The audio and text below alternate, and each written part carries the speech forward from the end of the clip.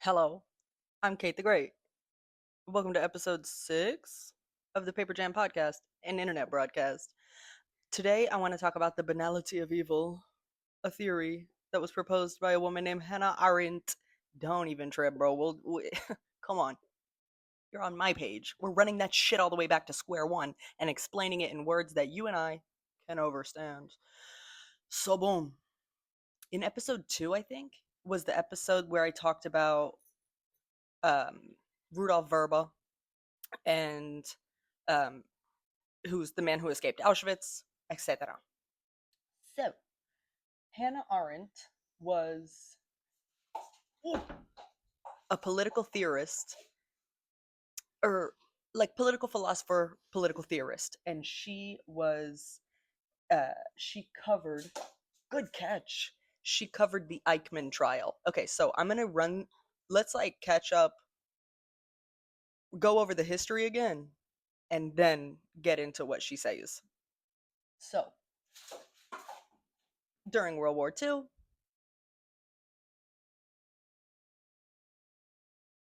when the Nazi Party would invade a country, they would force the creation of a Jewish council. So the Nazi Party would invade a country, they would do ghettoization, which means when they basically seclude and quarter off all of the Jewish people into one little like shanty town area. So they were fully separate from the rest of society, corner all the Jewish people off into one little area, and then force the creation of a Jewish council, which was kind of like a quasi government, basically like the representatives of all these people that were quartered off. You understand? Wasn't much of a choice whether or not you were in the Jewish council. You understand? It was like, all right, be part of the Jewish council and maybe live. Don't be part of the Jewish council and probably die. Like, the choices were pretty fucking bleak. Typically, um, the Jewish councils of, the various places were made up of people that were like elders or rabbis or academics, professionals, people that were like respected within the community. And then they would get, the Jewish council would have to be approved by the Nazi Party. Eventually, the Jewish councils of the various places, they were responsible for things like making a list of all of the people that were living within this area, and how many people was it, what are the ages, what are the names, da da da da da. They didn't, wasn't much thought about this until, whoa, until these lists were being used for deportation, which was, you know when the Nazis would put all these people on a train and force them all to these fucking concentration camps. There were some members of the Jewish council who, again, given the situation, it was like, what the fuck? This is this. There were some members of the Jewish council who, upon realizing what these lists were being used for, um, killed themselves. So, again, for like a real deep dive in terms of like the history of all this, episode whatever the fuck, I think it's episode 2. It's the one where I talk about Verba and Israel's betrayal of Holocaust heroes. Jesus, did you see that?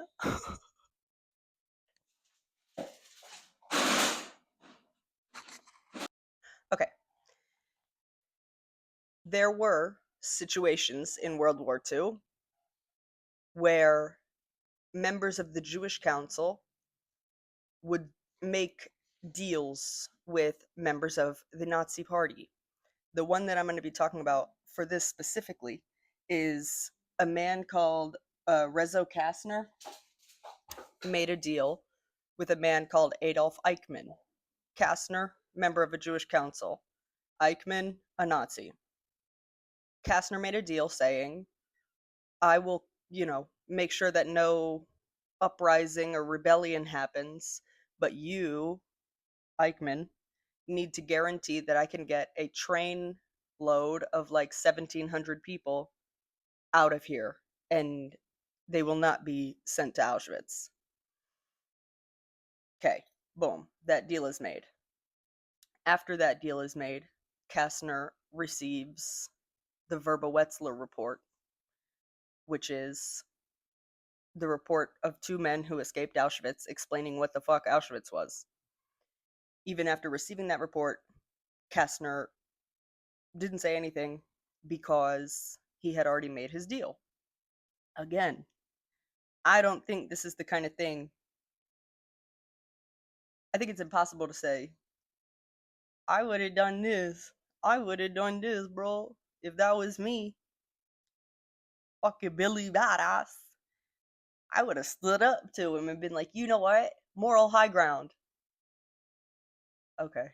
Like, I think all of us in our imagination would do that. Would do some high road shit, would be like, I'll die for the cause. That's way easier said than done. God willing, none of us ever have to be in a situation where we even need to make a decision like that.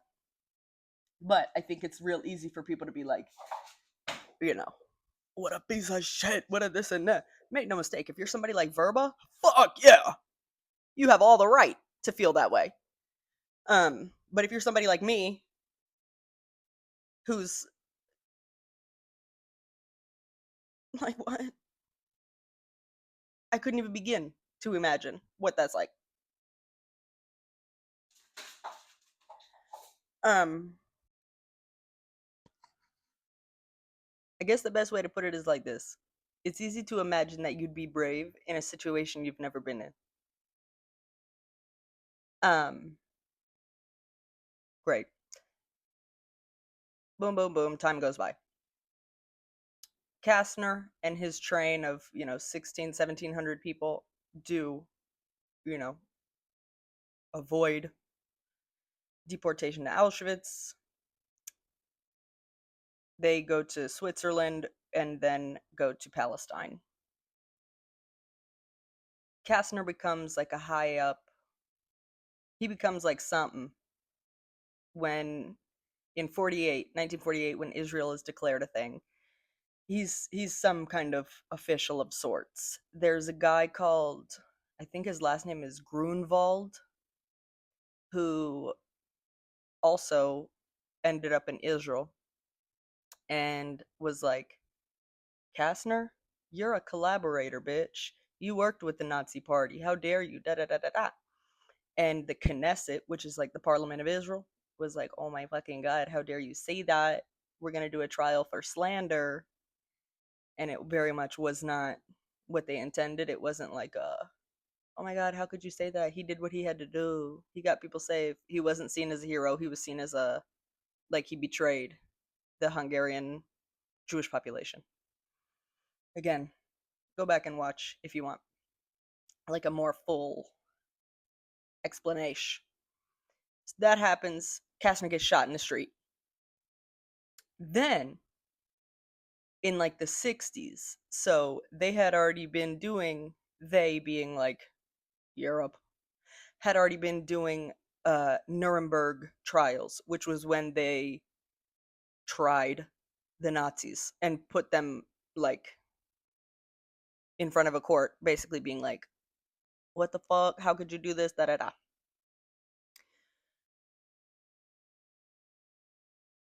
Como se llama? Eichmann, the one who Kastner had made a deal with, he fled. He escaped. He found his little bitch ass in Argentina. So people, in other Nuremberg trials and things, like other Nazis had mentioned him, other survivors of the Holocaust had mentioned him, and everybody was like, where is this guy? Where is this guy? And nobody knew where he was. Some people thought he was dead. Some people thought he escaped. At this point, it's the 60s. So Israel is like 13 years old or something. And they, I don't know, somehow catch wind that he is in Argentina. Perhaps one of the earlier times that Israel has broken international law. They took their ass to Argentina, kidnapped Eichmann, and brought him back to Israel to be put on trial. Now, again, yeah, very much a breaking of international law. I ain't even necessarily tripping on that one, you know? And if there's one thing I'm going to do, it's criticize the dog shit out of Israel. But, you know, break international law that one time to go get a Nazi, I'm not really tripping. Like, for example, if any country right now wanted to go into Israel and get Benjamin Netanyahu so he can go be on trial in The Hague, I'm not really tripping on it. At the end of the day, I am American. You know what I mean? Fuck it. What is a law? Break that shit. Go get your guy.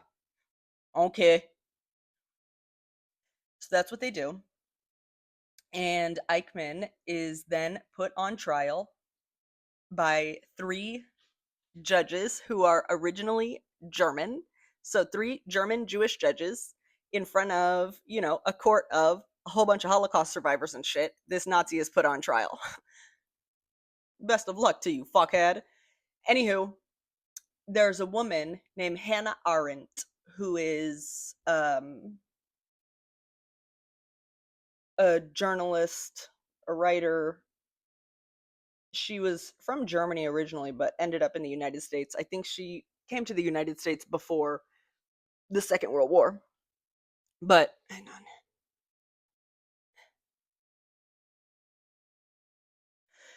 on. Yeah, she was in the US. I think her family moved to the United States before the Second World War. I could be wrong. Um, but she was like already a writer at this point and said, "Let me go cover this trial in Jerusalem." So she does, and she ends up developing a theory and writing a bunch of stuff about it, and it's called Eichmann in Jerusalem: The Banality of Evil. And I says, first question, what the fuck does banality mean? I look it up. Merriam and Webster's or whoever says banality is like lacking originality. Like it's not new. It's nothing novel. It's the same old shit. Not original. I'm like, okay, huh? And basically what she says is this. Think of like slavery or some other heinous crime against humanity where one whole population can see a whole other population of human beings as less human than them. How the fuck does that happen over and over again? Like, what kind of government allows for those conditions? It's always going to be an authoritarian government, meaning like pretty much like a very much dictator type beat. Um, I just recorded like 10 minutes, but I forgot to turn the microphone on. And now I'm like, shit, I really cooked in those 10 minutes and I can't remember what the fuck I was even saying. I'm sure I can find it again in my brain. Okay, so boom. Essentially, what Hannah Arendt was saying was the ability for one group of human beings to view another group of human beings as not human or less than or even worthy of extermination. It's not fucking normal. That's unnatural. For example, I have 2 dogs. This one and this one, who I keep throwing the ball for. The one that I'm throwing the ball for is probably about my height and weight. She's big as fuck for a dog. Um, if the big one were to like step on her paw, right, and she says, "Ouchie," the big one would be like, "Oh shit, sorry, my bad, bro." You know, they don't have thumbs. They don't have the ability to speak English. They can't read or write. You know what I'm saying? I'm not calling them fucking stupid, but I am saying they eat their own ass at the end of the day.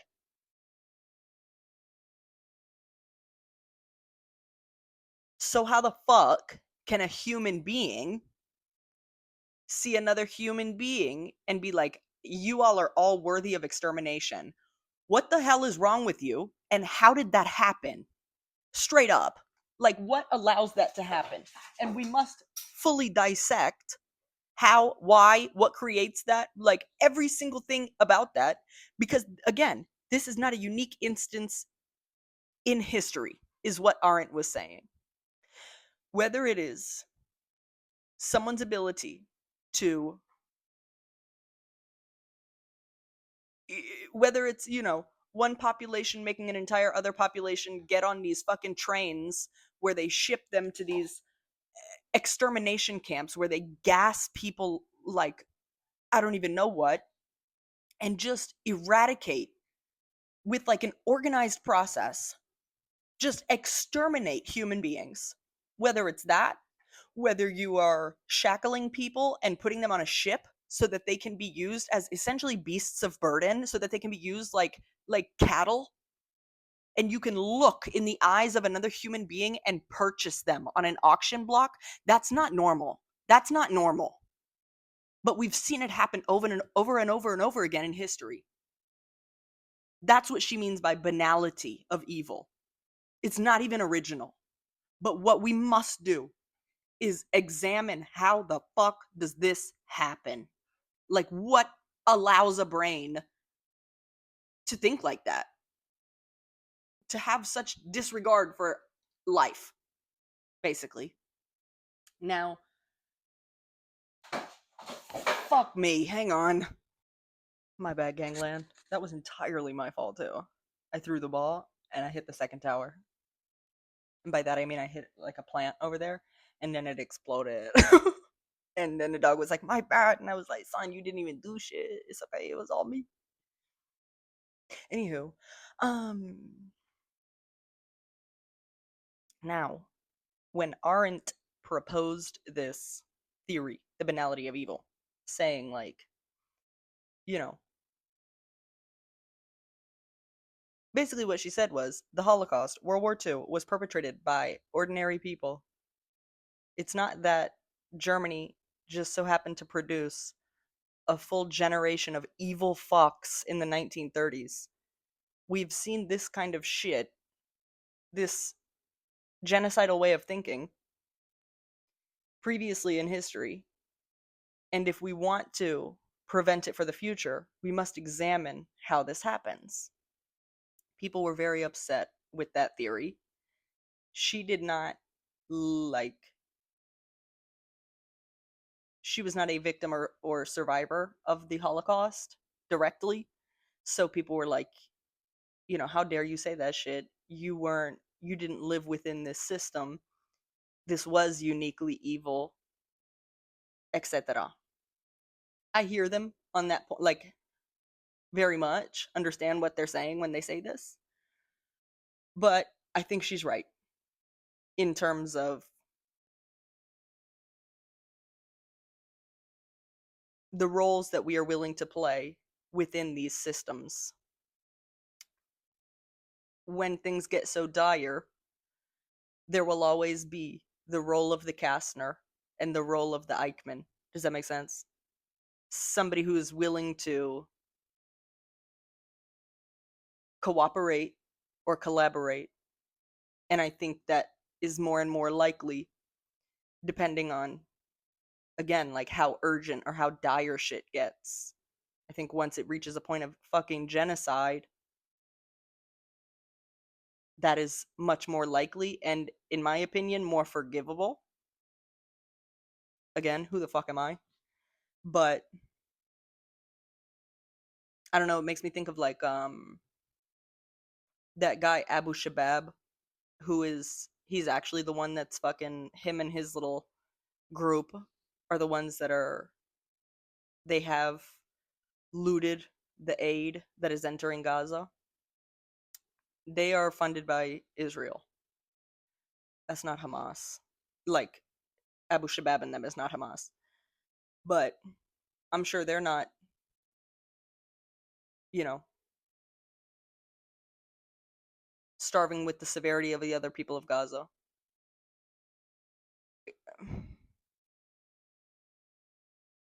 When collaboration or cooperation seems like the only way that you will survive, I understand why a human being would do it.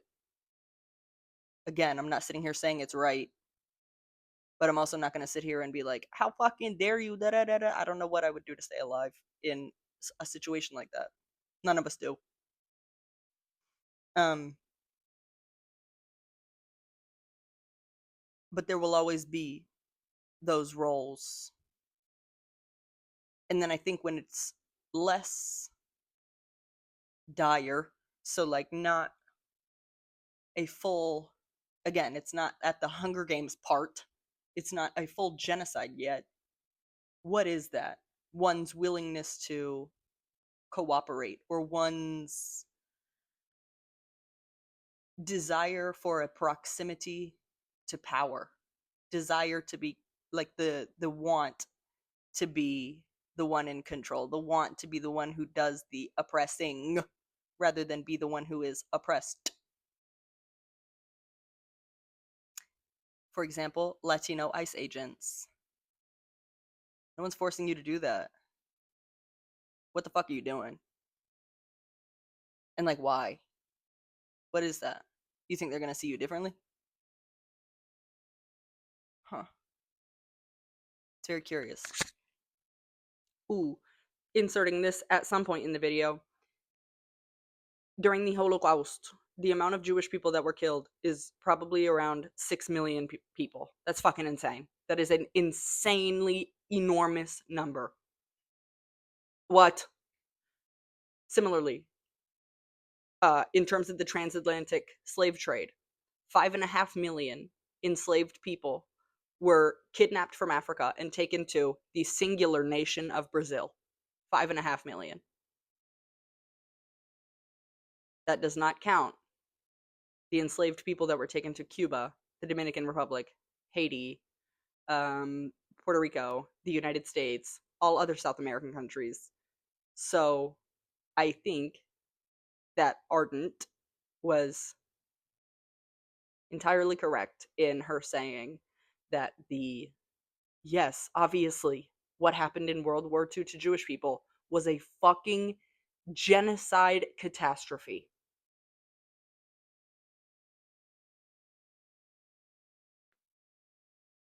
That is not the only instance in history where people have stood by while other human beings were systemically treated as not people.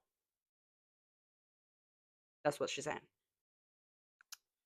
In my opinion, which is mine based on the research or I was educated K through 12 in the United States South in the Bible Belt in North Carolina. I think that in my education, one of the areas that was the most focused on, if not the most focused on area of them all, was World War II, specifically the Holocaust.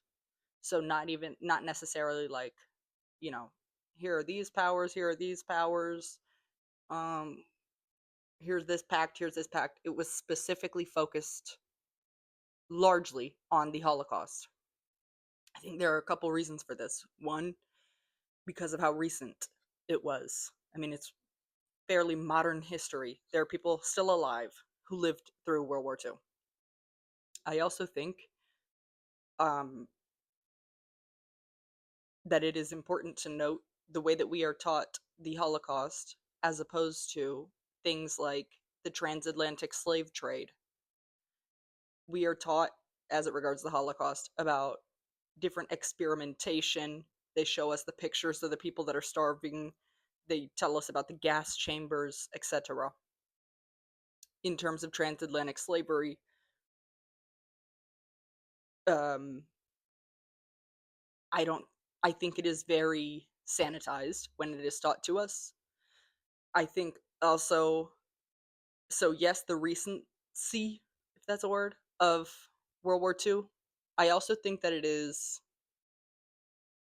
something that I believe plays a major factor is that it happened to white people in Europe. Typically, when millions and millions of people are systemically killed, it happens in the global south. It's perpetrated by Europe or the United States in the global south.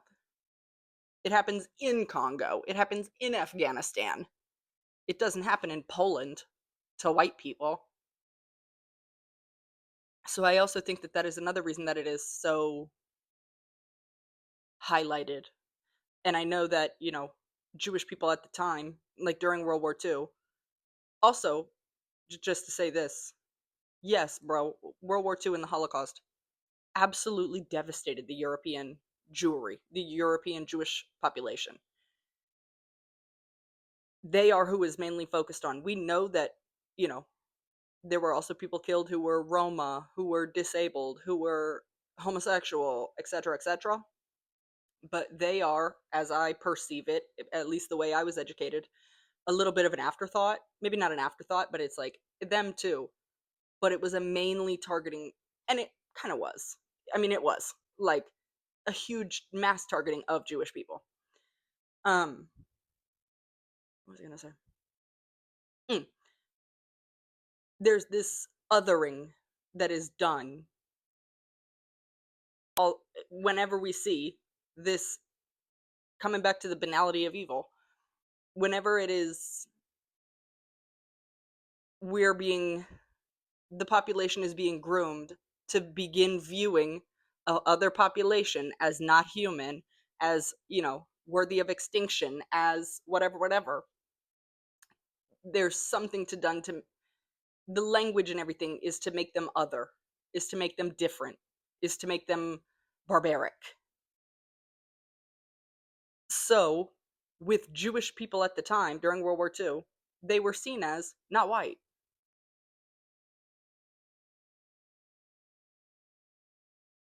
They were that's white folks. European Jewish people, it's white people.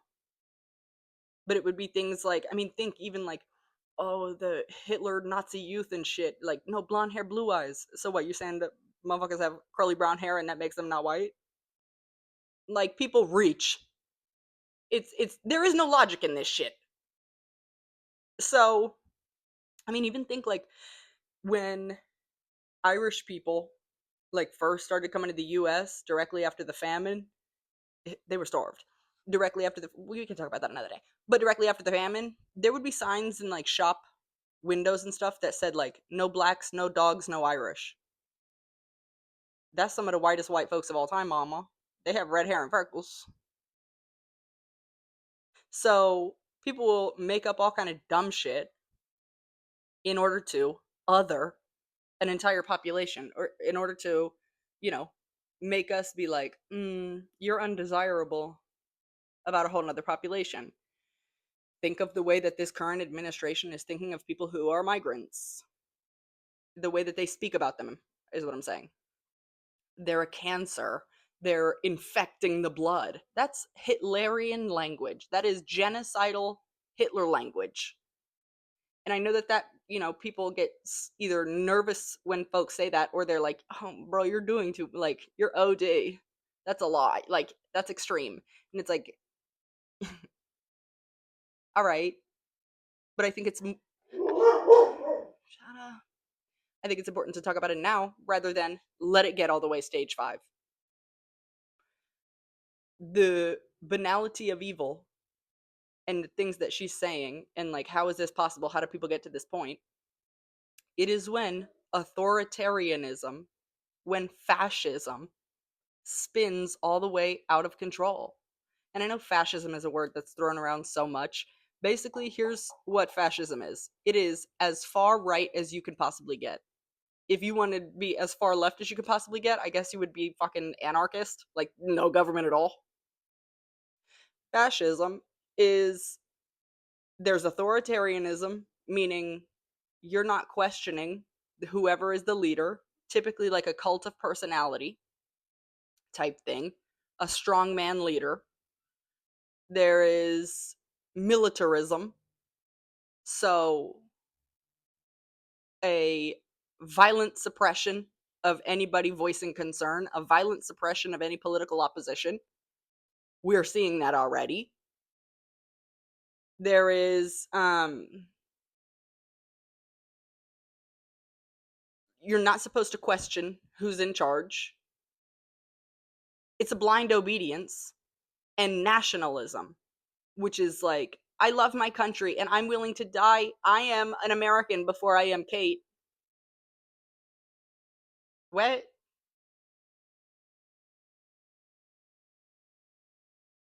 That's essentially what fascism is. Is so think Hitler, think Netanyahu, think Donald Trump. These are how these things begin. And there are, I guess, character types within fascism. The role of the person who is willing to go along with this system, willing to not question anything. The role of the person who would rather collaborate with their oppressor, see Latino ICE agent, would rather collaborate with their oppressor than fight alongside the oppressed, because at least they can guarantee their own safety. We've seen this a million times. And what's wild to me is that this is where it makes sense to me. This is why I love religion. This is why I'm fascinated by religion. Because to me, I'm like, hey, this is what all y'all's books are talking about. You know that, right? Like, this is the whole point of all y'all's fucking books. You know that, right? Is that when they talk about, oh, the battle of good versus evil, it's never gonna be some clear ass choice, diva. You're not gonna be presented by a fucking talking snake in the garden, with all due respect. You're going to be confronted with, do you lay down and be a fucking pussy and let the government absolutely destroy you and your neighbors? Or do you stand up for what is the right thing, even if it means you'll die doing it? Or even if it means you will lose brand deals doing it? Or if it means you won't be able to work with so and so because you voiced your opinion that you know is the right opinion? Like, this is all those little references about the lion's den and Goliath and all that. This is that. I think that is why religion fascinates me, because I'm like, God, you all were given a handbook for this. Allegedly, you follow it. Are you sure you follow it? I'm not trying to be any kind of way, but like, evil and corruption and all these things, it's like, yeah, that's the whole point. It's not an easy thing to go against them. You have to be willing to risk sometimes your life or your livelihood or your comfort, depending on what category we're at. If we're at a category 5, if shit's all the way terminal, if we're at a stage 4, you understand? Like, it may not be like, well, I'm gonna have to, I'll be a Latino ICE agent and be like a fucking kind of betray my people real bad, or like life on the line shit. Like, there's different severities. Do I make sense? Hope so. I don't even know how long this shit is, or if it even makes sense. God willing, it does. And I have no solution for you. But I do think it's important to think about these kind of things, because I think it's a conscious choice of what role are you about to play in all this. All this being just the world. And I know it's so daunting too, because like, well, what the fuck am I supposed to do? Like, Jean Valjean this shit? Like, what? And it's like, I think every little situation, every, like, day by day, you'll be presented with choices to make.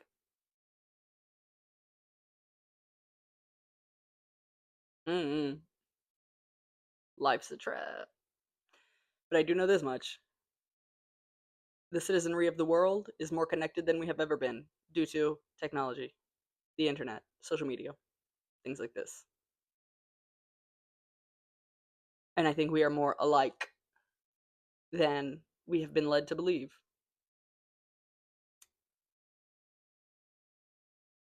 So I think the more we see each other be courageous, in standing with what's right, it inspires each other to do the same. Thanks y'all for we're almost at 10K subs, and I believe that is when my account will be monetized. So I appreciate the fuck out of you for that. God willing, we'll be at 10K soon. No idea what the next episode's going to be about, but I'm sure I'll think of something. Take care of yourself. Be nice to each other. I see you next time. Love you. Bye.